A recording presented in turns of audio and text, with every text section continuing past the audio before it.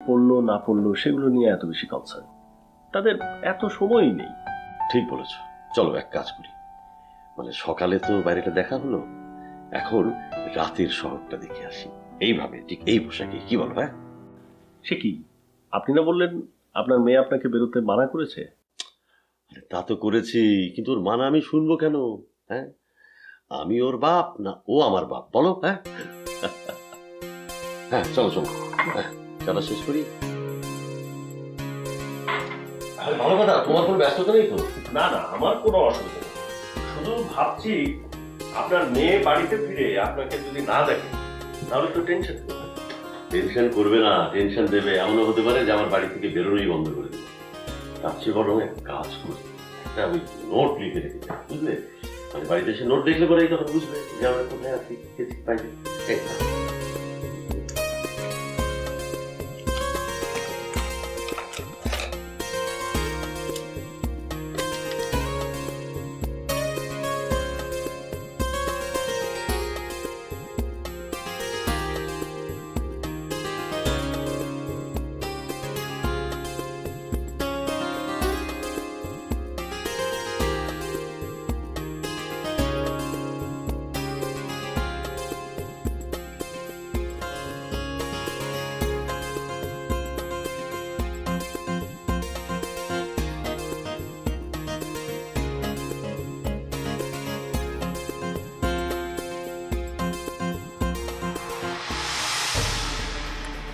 শোনো, তোমার এই বন্ধুকে বলে দিয়েছি সে যেন তোমার আশেপাশে না আসে।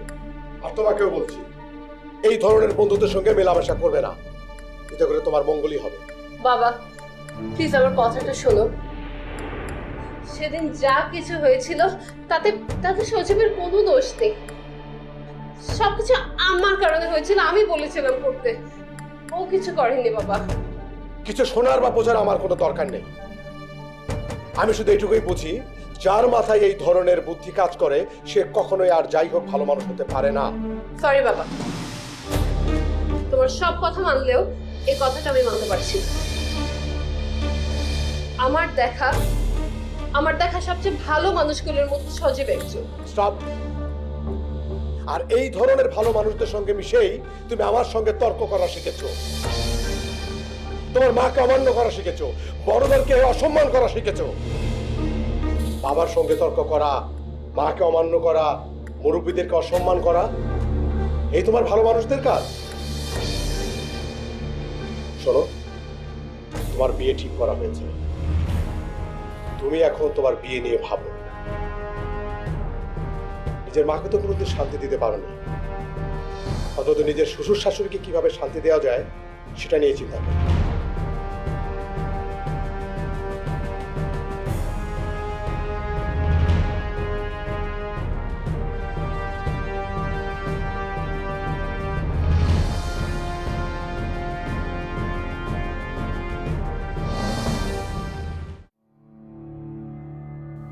আন্টি বিশ্বাস করেন, আমি সেদিন এত কিছু ভেবে কাজটা করিনি। আমি মানছি আমার ভুল হয়ে গেছে।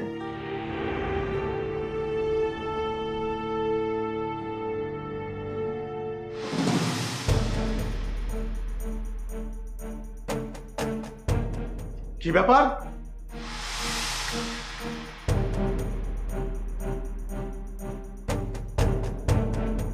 তুমি এখন এখানে বসে আছো, তোমার কি ভয় ডর লজ্জা কিচ্ছু নেই? আর তুমিও বসে বসে ওর কথা শুনছো? ওর তো যা বলার বলেই ফেলেছে।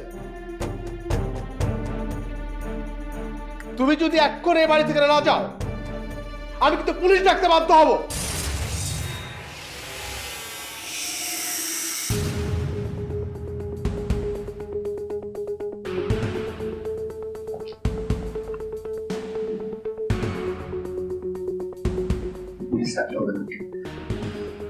আমি চলে যাচ্ছি। দরজায় দিই।